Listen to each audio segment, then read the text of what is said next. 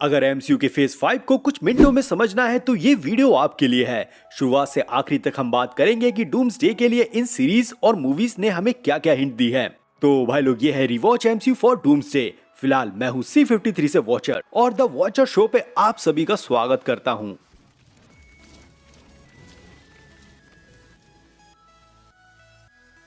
तो MCU phase 5 की starting हुई एंटमैन क्वांटममेनिया से। यहाँ मल्टीवर्सल सागा के main villain Kang the conqueror को दिखाया गया, लेकिन खराब राइटिंग, कैंग को बेचारा नकारा दिखाकर और जोनाथन मेजर के साथ जो कांड हुआ था, इन सब को मिलाकर कैंग अपनी बिग पिक्चर से बाहर हो गया। लेकिन क्वांटममेनिया में कुछ क्वेश्चन ऐसे रह गए जो डूम्सडे और सीक्रेट वॉर्स में जरूरी बन जाते हैं। जैसे नंबर 1, क्वांटम रेल्म। हमें यहाँ दिखाया गया कि क्वांटम रेल्म एक ब्रिज है सभी रियलिटीज के बीच। नंबर 2, कैसी लैंग ने जैसे एक महान विलन कैंग का सामना किया, उससे हमें यह जताया गया कि कैसी लैंग यंग अवेंजर्स के लिए कैसे तैयार हो रही है। नंबर 3, मोडॉक, जो पहली एंटमैन में एकमात्र साधारण डैरन विलन था और हमें यहाँ एमसीयू के सबसे पावरफुल विलन मोडॉक के रूप में दिखाई दिया, जो बहुत बुरी तरह फ्लॉप हुआ। नंबर 4, क्वांटममेनिया के पोस्ट क्रेडिट सीन में हमें इमोर्टस, रामाटुर, स्कारलेट सेंचुरियन और बाकी काउंसिल ऑफ कैंग्स देखने को मिले, जो पहले से ही इस मल्टीवर्स को रूल कर रहे थे, क्योंकि एंटमैन ने मूवी के आखिरी में the exile one Kang the conqueror को निपटा दिया,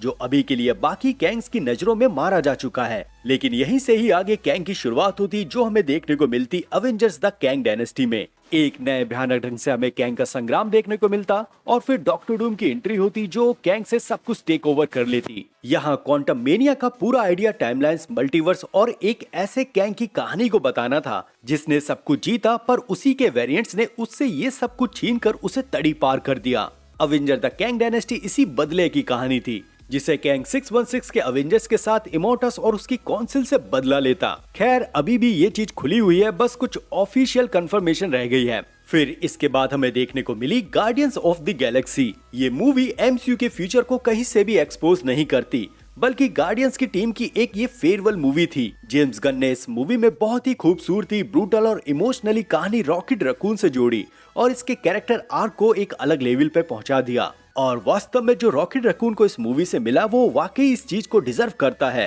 क्योंकि रॉकेट की पास्ट कहानी और उसका पेन जो वो लेकर चल रहा है, हम कॉमिक्स फैन जानते हैं कि उसने क्या क्या झेला है। वहीं इसका मेन विलन हाई एवोल्यूशनरी था, जिसे बेहतर ढंग से प्ले किया गया, और ये विलन वन टाइम विलन है, मतलब ये दोबारा लौट कर हमें नहीं दिखने वाला।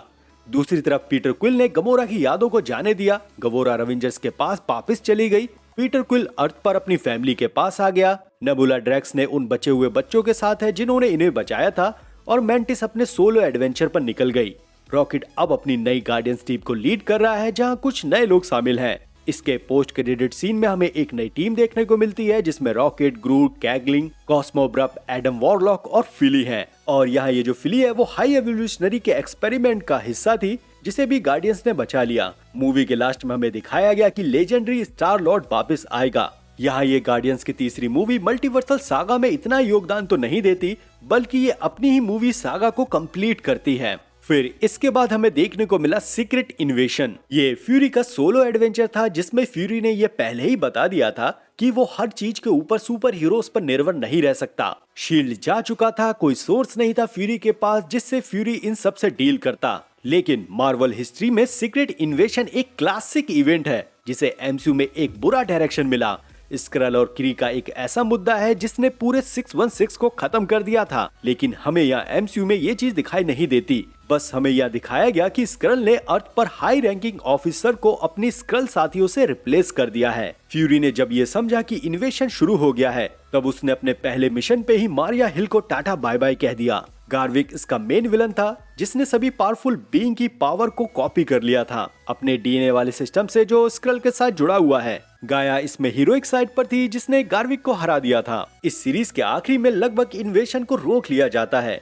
फ्यूरी वापस स्पेस चले जाता है और आगे हमें दिखता है द मार्वल्स में। यहाँ हमने पहली बार फ्यूरी की वाइफ को भी देखा, जो एक स्क्रल थी, और फ्यूरी ये बात पहले से जानता था। दूसरी तरफ गाया सोनिया के साथ अपना टीम अप कर रही है और एक नए मिशन पे चली गई है, और इस पल से गाया को अभी तक एमसीयू में दोबारा मेंशन नहीं किया गया। अब यहाँ इस महान क्लासिक सीक्रेट इन्वेशन को अगर मेरी नजर से देखोगे तो इसे एक अच्छा जस्टिफिकेशन मिल सकता है। मतलब ओरिजिनल टाइमलाइन या कॉमिक्स में ये एक बहुत बड़ा इवेंट था, लेकिन यहाँ जो एमसीयू में चल रहा है वो सब एक सेक्रेट टाइमलाइन में आता है, जिसे ह्यूरोमिस ने रचा है और अगर ह्यूमन्स चाहता तो स्क्रल वाले मुद्दे को खतरनाक ढंग से होने देता, इसीलिए उसने स्क्रल वाले मुद्दे को जानबूझकर हल्के में रखा। मे बी ह्यूमन्स ये जानता था कि शायद स्क्रल ये सारी चीज पर टेक ओवर कर लेंगे और मल्टीवर्सल वॉर जो हो रहा है उसके लिए सुपर हीरोज नहीं बचेंगे। क्योंकि अगर इससे ऐसा भी देखा जाए कि ह्यूमन्स सारी कड़ियों को केवल मल्टीवर्सल वॉर की तरफ लेके आ रहा है, तो जैसे उसने हर एक इवेंट में पहले भी बदलाव किए हैं, तो वो आसानी से स्क्रल वाले मुद्दे पर भी बदलाव कर सकता है। फिलहाल इसके बाद हमें देखने को मिलती है हमारी फेवरेट सीरीज लोकी सीजन 2। ओबी, मोवियस, लोकी हर एक ढंग से मल्टीवर्सल टाइमलाइंस को बचाते हुए नजर आए। लोकी सीजन 1 में ह्यूमन्स कंट्रोल से बाहर हो गया और लोकी सीजन 2 में लोकी को ये सारा भार सौंप दिया गया। इसी दौरान ह्यूमन्स ने अपने वेरिएंट विक्टर टाइमली को TVA तक पहुंचाया। लोकी और विक्टर टाइमली ने न जाने कितनी कोशिश की इस मल्टीवर्सल लूप को बचाने के लिए, लेकिन ये दोनों लगातार फेल होते रहे। इसी बीच लोकी टाइम स्लीप और टाइम को कंट्रोल करना सीखता रहा। सेंचुरीज देकर उसने टैग को सीखा और उसने अपनी टाइम स्लिप की पावर से टेम्पोरल लूम को कई बार सही करने की कोशिश की, लेकिन कुछ काम नहीं आया। इसीलिए वो ह्यूमन्स के पास फिर से गया उस कन्वर्सेशन के बीच जो लोकी सीजन 1 में रह गई थी। ह्यूमन्स ने समझाया कि सेक्रेट टाइमलाइन के बिना मल्टीवर्स का कोई वजूद नहीं है, इसीलिए सेक्रेट टाइमलाइन जरूरी है, क्योंकि टेम्पोरल लूम एक स्विच बटन है जिसके हटते ही मल्टीवर्सल वॉर शुरू हो जाएगा। लेकिन लोकी ने इक्वेशन बदली और टाइमलाइंस को लूप के झंझट से आजाद किया और खुद को इन टाइमलाइंस को रिवाइव करने में लगा दिया, जिसे कहा गया मल्टीवर्सल ट्री। अब TVA में कोई भी ब्रांच टाइमलाइन को प्रोन नहीं कर रहा, पहले से काम करने का तरीका बदल गया है और ये सभी ह्यूमन्स के वेरिएंट को ढूंढने में लगे हैं, जिनमें एक उन्हें कैंग द कॉन्करर के बारे में रिसेट में ही पता चला। एंडिंग में हमने देखा कि मोवियस TVA से ब्रेक ले चुका है और वो अर्थ पर है। सिल्वी भी अपने अलग रास्ते पे निकल गई है। TVA हैंडबुक का सेकंड वर्जन अब आ चुका है। रवोना को भी ये पता चल गया है कि वो कभी TVA पे रूल करती थी, लेकिन अब वो वाइड में है, जिसके सामने एक पर्पल लाइट फ्लैश होती है।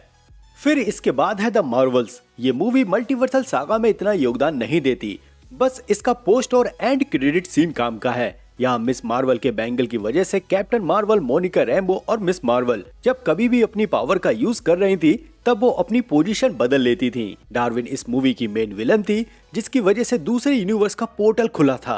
पहले मोनिका रैम्बो, मिस मार्वल और कैप्टन मार्वल ने इसे रोकने की कोशिश की, लेकिन मोनिका रैम्बो को इसे पास से सील करना पड़ा, जिसकी वजह से मोनिका दूसरे साइड के यूनिवर्स में ट्रैप हो गई। और इस यूनिवर्स में हमें चार्ल्स जेवियर का एक्समेंशन देखने को मिला, क्लासिक बीस्ट देखा और बाइनरी जो कैप्टन मार्वल की एक अल्टीमेट फॉर्म है। वास्तव में ये एक यूनिवर्स ऐसा है जहां सभी सुपर हीरो अपनी एक अल्टीमेट फॉर्म में रहते हैं। दूसरी तरफ 616 पर मिस मार्वल निक फ्यूरी के कहने पर यंग एवेंजर्स टीम को क्रिएट करती है, जिसमें अब केट बिशप और कैसी लैंग भी हैं। वहीं कैप्टन मार्वल अर्थ पर मिस मार्वल की फैमिली को सेटल करती है और जो हमने बैंगल देखे थे उनमें से एक बैंगल कैप्टन मार्वल और दूसरा मिस मार्वल के पास रह जाता है। वास्तव में ये बैंगल मल्टीवर्स के सबसे पावरफुल वेपन में से एक है, जिसको कैंग यूज किया करता था। अब कैंग की कहानी इस बैंगल से जुड़ी है, तो आगे डूम्सडे के लिए इन बैंगल्स को बड़े तौर पर दिखाया जाएगा। फिर इसके बाद हमने देखा व्हाट इफ सीरीज को, और ये एनिमेशन MCU के पॉसिबल आउटकम से बनी है। लेकिन आगे ये कह नहीं सकते कि जितने भी कैरेक्टर हमें व्हाट इफ में दिखाई दिए हैं या उनकी जो भी बैक स्टोरी है वो हमें आगे दिखाई देगी। मे बी सीक्रेट वॉर्स के समय इन कैरेक्टर्स के एक छोटे मोटे हिंट के साथ कुछ रेफरेंस देखने को मिल सकते हैं। फिर इसके बाद हमें देखने को मिलती है एको, और ये सीरीज में बस अच्छा ये है कि इसमें डेयरडेविल का कैमियो है जो एको से लड़ता है। एंडिंग में एको फिस्क को शूट कर देती है क्योंकि उसे पता चल जाता है कि उसके फादर को फिस्क नहीं मारा है। दूसरी तरफ माया AKA एको को ये भी पता चलता है कि उसके पास मिस्टिकल पावर भी है जो उसके पूर्वज से उसे मिली है। ये MCU में एको के साथ जो ये नया नाटक हुआ है वो कॉमिक्स में कभी एको के साथ हुआ ही नहीं था। खैर फाइनल बैटल में एको इसी पावर का यूज करते हुए फिस्क के ट्रॉमा को भी हील कर देती है। और फिर हमें कुछ ऐसा देखने को मिलता है कि फिस्क लगभग सही हो गया है और वो न्यूयॉर्क की मेयर बनने की सोचता है, जिसकी कहानी आगे स्टार्ट होती है डेयरडेविल बॉर्न अगेन में। फिर इसके बाद आती है हम सबकी favourite movie Deadpool and Wolverine. इस मूवी को लेकर हम ये कह सकते हैं कि ये मूवी परफेक्ट मल्टीवर्सल सागा में फिट होती है। डेडपूल जो अपने अलग यूनिवर्स में अलग कहानी लेके चल रहा था, बस इस मूवी ने उसे MCU से ऐसे कनेक्ट कर लिया जैसे ये परफेक्ट लग रही हो। एक तरफ डेडपूल अपनी हारी थकी टूटी जिंदगी से निराश था, फिर TVA का इंटरफेयर हुआ, वुल्वरीन का इंटरफेयर हुआ, और इसी में डेडपूल ने अपने आप को प्रूव करने के लिए 616 में आकर साबित करने की कोशिश की कि वो एक अच्छा एवेंजर्स भी बन सकता है। लेकिन डेडपूल को ये मौका कभी नहीं मिल पाया। पर इस मूवी के एंडिंग में डेडपूल ने अपने आप को सही साबित किया। वास्तव में ये मूवी फुल एंटरटेनिंग थी। वुल्वरीन को हमने पहली बार मास्क के साथ देखा, जिसे हम 20 साल से देखने को तरस रहे हैं। इसका इंट्रो सॉन्ग, खूना खच्चर, ये सब फुल डेडपूल की एक दुनिया है। खैर, इन सब की शुरुआत तब हुई जब पैराडॉक्स ने डेडपूल को उसकी रियलिटी से उठा लिया। उसे ऑफर दिया कि वो उसके साथ काम करे, क्योंकि डेडपूल का जो यूनिवर्स था वो मर रहा था। रीजन पैराडॉक्स ने ये दिया कि उसका एंकर बीइंग की फ्यूचर में डेथ हो गई है, इसीलिए उसका यूनिवर्स अब फ्यूचर से धीरे धीरे मिट रहा है। और डेडपूल के यूनिवर्स का एंकर बीइंग लोगन था। ये यूनिवर्स को मिटने में कई साल लगने वाले थे, लेकिन पैराडॉक्स ने एक टाइम रिपर बनाया था जिसे वो इस चीज को स्पीड अप कर देता। लेकिन डेडपूल ने इसे रिपेयर करने का फैसला लिया। वो वुल्वरीन के कई सारे वेरिएंट से मिला जो उसके यूनिवर्स के लिए एक अच्छे एंकर बीइंग बनते। इसलिए वो एक वुल्वरीन अपने यूनिवर्स में ले आया, जिसे पैराडॉक्स ने देखकर बोला कि ये अपने यूनिवर्स में फेलियर है, और दोनों को वाइड में डाल दिया गया। और यहाँ से शुरुआत होती है डेडपूल एंड वुल्वरीन के एडवेंचर की। और इसकी कहानी यहाँ तक सीमित नहीं है, इसमें कई सारे कैमियोज हैं, जैसे ह्यूमन टॉर्च, कैवलरीन, गैम्बिट, इलेक्ट्रा, ब्लेड, X-23 और OG एक्समैन के कई सारे वेरिएंट्स। इस मूवी में जो मेन विलन कैसेंड्रा नोवा है वो वास्तव में एक हटेली पावरफुल बीइंग है, और इसी की ही मदद से डेडपूल एंड वुल्वरीन अपनी रियलिटी में आ पाए। दूसरी तरफ कैसेंड्रा नोवा को ये भी पता चल गया था कि टाइम रिपर जैसी भी कोई चीज है, और वो इस टाइम रिपर का यूज करके मल्टीवर्स को नष्ट करना चाहती है। लेकिन एंडिंग में डेडपूल और वुल्वरीन ने कैसेंड्रा नोवा को रोक लिया। B-15 की एंट्री हुई और डेडपूल ने वॉइड में अपने साथियों को उनके यूनिवर्स पहुंचा दिया, लेकिन वुल्वरीन यहीं रह गया, जिसके साथ डॉगपूल और X-23 हैं। ये मूवी अब तक की डेडपूल की सबसे बेहतरीन मूवी थी। लेकिन यहाँ एक सवाल रह गया जो हमारे मन में अभी भी है कि थॉर रो क्यों रहा था, और मुझे लगता है कि इसका आंसर हमें सिर्फ डूम्सडे में ही मिलेगा। इसके बाद अगली सीरीज है अगाथा ऑल अलोंग। ये सीरीज स्लो और मल्टीवर्स के कॉन्सेप्ट से दूर थी। 7 जादूगरनी की कहानी थी जो एक क्विस्ट पर जाते हैं। डेथ को भी इंट्रोड्यूस किया गया इसमें, जो कॉमिक्स में थैनोस की प्रेमिका रह चुकी है, लेकिन इस सीरीज में डेथ से रिलेटेड ऐसा कुछ भी देखने को नहीं मिला। वांडा का बेटा बिली था जो अगाथा के साथ कुछ सवालों के जवाब चाहता था। बिली अपने भाई टॉमी को ढूंढता भी नजर आया। खैर, सीरीज के आखिरी में अगाथा घोस्ट बन जाती है और ये दोनों टॉमी की खोज में निकल जाते हैं। फिर इसके बाद हमें देखने को मिली योर फ्रेंडली नेबरहुड स्पाइडरमैन की एक एनिमेटेड सीरीज। शुरुआत में ये सीरीज MCU के 616 के पीटर की कहानी होने वाली थी, और होमकमिंग से पहले पीटर कैसा था और उसकी ओरिजिन कहानी क्या थी, उस चीज को इस सीरीज में दिखाया जाना था। लेकिन बाद में इसकी स्टोरी लाइन को बदला गया और हमें एक अल्टरनेट वर्जन देखने को मिला। इस सीरीज की कहानी एक बढ़िया पैराडॉक्सिकल लूप को क्रिएट करती है कि स्पाइडरमैन की वजह से ही पीटर को स्पाइडरमैन की पावर मिली, जो वास्तव में एक अच्छे ढंग से दिखाया गया।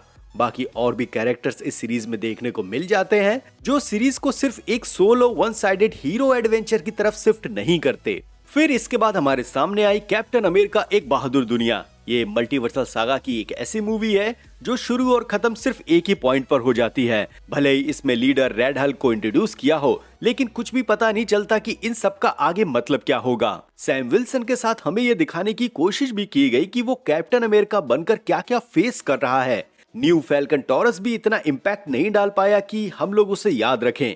पोस्ट क्रेडिट सीन में लीडर ने अपनी पॉसिबिलिटीज के बारे में बताया कि हीरोज जब हीरोज से लड़ेंगे और बाकी दुनिया तुम्हारे सामने खड़ी होगी, तब तुम अपनी इस दुनिया को कैसे बचाओगे। क्लियर ये चीज डूम्सडे के लिए सेटअप किया जा रहा था, लेकिन तब भी ये इतना इम्पैक्टफुल नहीं बना। फिर इसके बाद हमें देखने को मिला डेयरडेविल बॉर्न अगेन।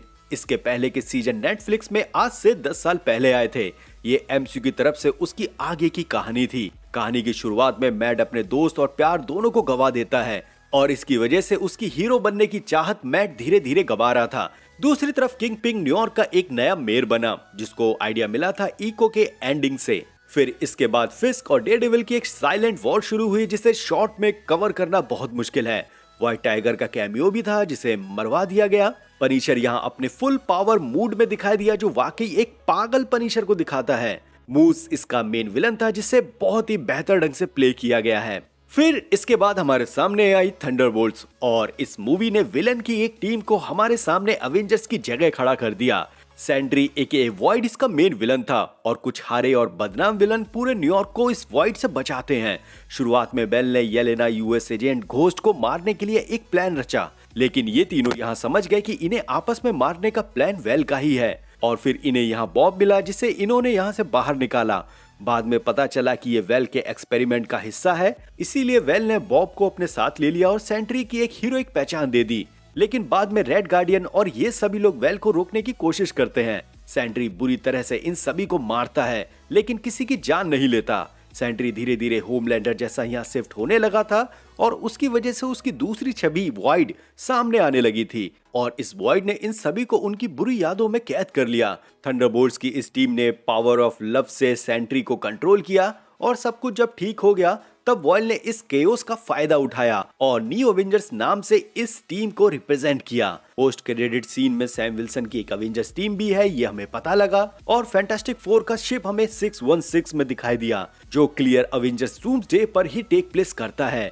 फिर इसके बाद फेज 5 में सबसे आखिरी सीरीज आती है आयरन हार्ट। यहाँ इस सीरीज का बस एक ही काम था कि आयरन मैन की जो भी लेगेसी है उसको सही ढंग से हमें दे दें, लेकिन मफिस्टो को छोड़कर इस सीरीज में कुछ भी खास नहीं है। अवेंजर्स डूम्सडे के लिए यहाँ इस सीरीज पे किस मुद्दे पर बात किया जाए तो यहाँ कुछ भी नहीं मिलता सिवाय मफिस्टो को छोड़कर। फिलहाल अभी के लिए कुछ न्यूज और र्यूमर ये सामने आ रहे हैं कि अगले महीने स्पाइडरमैन ब्रांड न्यू डे और अवेंजर डूम्सडे का टीजर हमें देखने को मिलने जा रहा है। ये महीना बस कैसे ही काट लो, फिर अपने मजे ही मजे हैं। और साथ ही एक रिक्वेस्ट भी है, प्लीज चैनल को सब्सक्राइब करना मत भूलना और लाइक हाइप शेयर जो भी कर सकते हो प्लीज कर दो।